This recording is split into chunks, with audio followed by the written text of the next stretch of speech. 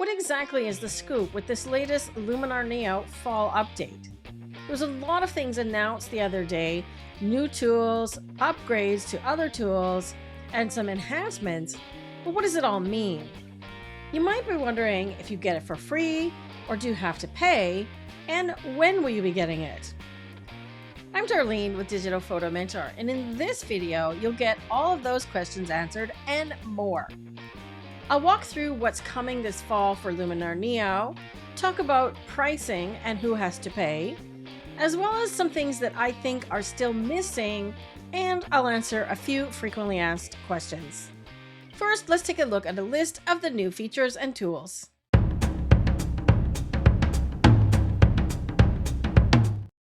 As of the major fall update, there are a few things that we can expect to be added to Luminar Neo, including something called a color transfer tool to match styles of images. I'll show you a little video clip of how it works. Color masking to go along with luminosity masking. A new smart search in the catalog. And finally, something that I've been waiting for them to put back into Luminar is the film strip when you're in edit mode. As well, there are also a few new things that have been added to the catalog module. Many of these are things that people have been asking for a while now, including star ratings for your images, a new gallery view mode where you can see more or less information on each thumbnail. You'll see that in action as well. Virtual copies, which is something that I've been waiting for forever. So I'm very excited that we'll finally get to be able to use virtual copies. Advanced filtering options to sort and find the images you want, as well as the ability to sort and reorder your folders and your albums. In my opinion, these are all really great additions.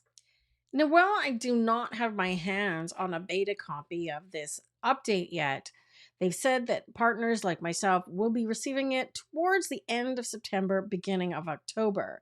So as soon as I do have it, I will be sure and make you a review video of all the new items. In the meantime, I have a sample video, which is a sneak peek of how some of the tools work. Let's dive in and take a look. First is the color transfer tool. It will be located in the creative section of the edits module. How it works is you can choose a reference image, and by applying it, Luminar will take the color that's in that image and match your current image to have the same style and color toning. It does take a moment to apply, but it does a really nice job from what I've seen in demonstrations. You have some sliders to be able to adjust the options. You can also now open the film strip, I mentioned that earlier, and choose one of your own images to match. For example, this one here to match in the style of the movie Dune. Likewise, there is an option for object color mapping so that you can match one object to another and keep the color toning consistent. So this is similar to using a LUT, but taking it to the next level. Next up is color masking. Similar to luminosity masking, it will allow you to mask your image based on the color tones that you select using the eyedropper. For example, in this image, various different shades of blue. Next is a feature called Smart Search. It uses AI technology to search your images, even if you haven't added keywords. For example, you could search for mountains. It will scan your images and find all the ones that have mountains. Or lambs, as another example. You'll be able to search for things like birds and find all of your images on that theme and put them into an album. Next, we'll dive into the enhanced catalog features. The first new option is the gallery view mode. You now will have a choice between detailed or minimal view. Changing it will show or hide the information below the thumbnails, such as the full file name, finally. Also, below the images, you'll notice that there are now star ratings. You can select an image and change the star ratings by selecting the option at the bottom, or using the right-click menu and set rating. Next is the ability to filter your images by multiple criteria. For example, you can choose the camera model or make to see only images with that camera. Or you can add an additional filter such as camera and then add another criteria such as an ISO number. That might allow you to find all of your images with a high ISO so that you can batch apply noise reduction, for example. Over on the left panel, you'll be able to sort and rearrange your folders now. Previously, this was not possible. As well, you'll be able to do the same with your albums. So this is a great addition.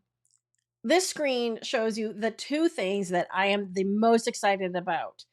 The Filmstrip is now at the bottom of the edit panel. You'll notice that we can edit and easily switch from one image to the other now without having to go back to the catalog.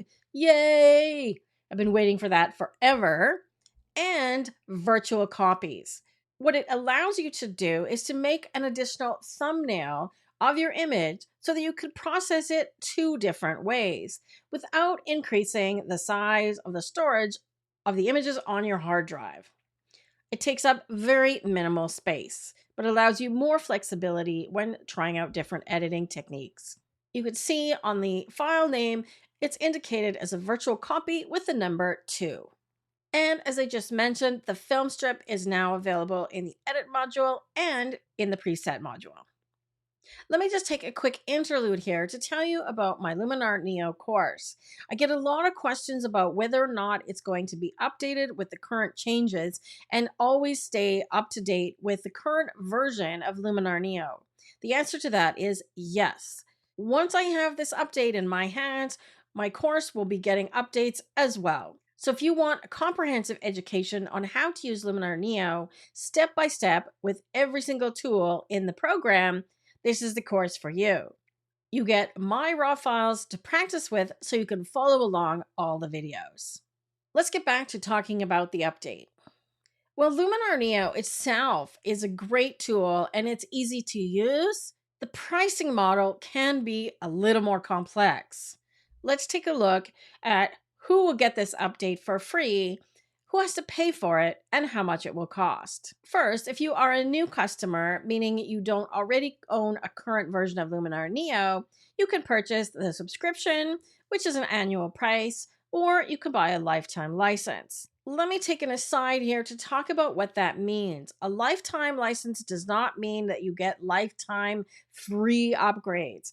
It means that whatever version you buy right now today, you will own that version for a lifetime. Does not mean free lifetime updates. That's not really a sustainable business model or something that any company can do, is to provide free unlimited updates. If you want to always be up to date, choose the subscription model. And if you currently have an active subscription, you will get everything in this update for free. If you purchased a lifetime license with Luminar Neo after July 1st of 2024, so this year, you will get this upgrade for free as well. If you purchased your license before July 1st, you have two options. You can purchase an upgrade pass or you can switch to the subscription model. I know there's a lot of negative connotations around the word subscription and having to pay monthly for something, but it seems to be the way that everything is going. I can't even count the number of pieces of software that I currently pay for every month, including virus scanning for my computer, the very software that I'm using to make this video, Adobe, and more. It just seems to be the way everything is going in the computer and internet model these days. So why not get on board? It's not so bad, and it actually costs less than if you constantly buy a lifetime license or a pass every year. You end up spending less money on the subscription. Let's talk about some important dates. I mentioned a moment ago that the beta will be delivered to partners like myself around the end of September, early October. They've given us that tentative time frame. So as soon as I have it, I will be making some demonstration videos for you. The full release, which means the date that you will have it in your hands, is tentatively scheduled for mid-October. We'll have a firmer date closer to that time. Make note that when you get the fall upgrade, you'll also get a free update to the Gen Expand tool at the same time. Okay, let's talk about the elephant in the room. Yes, this is a great update, and there are a lot of really exciting things coming. But is there anything missing? In my opinion, yes.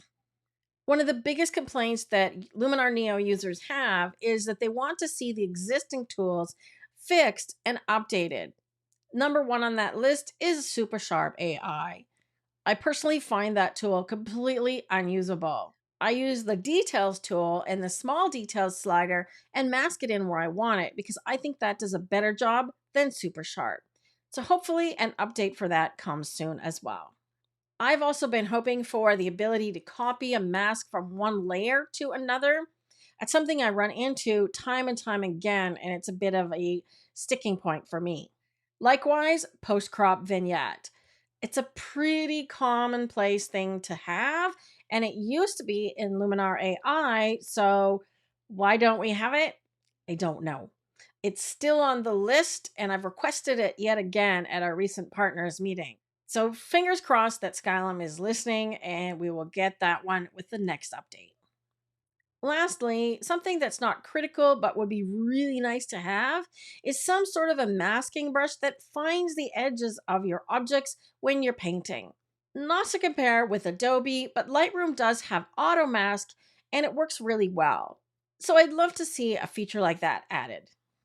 I've already mentioned a couple of these things, but whenever we talk about a Luminar Neo upgrade, the grapevine has lots to say. Some of the common questions are as follows. I already paid for a lifetime license. Why aren't all the upgrades free? I mentioned this one earlier because it's not really a sustainable business model for any company. You paid for a license on a particular model, let's say Luminar 2024.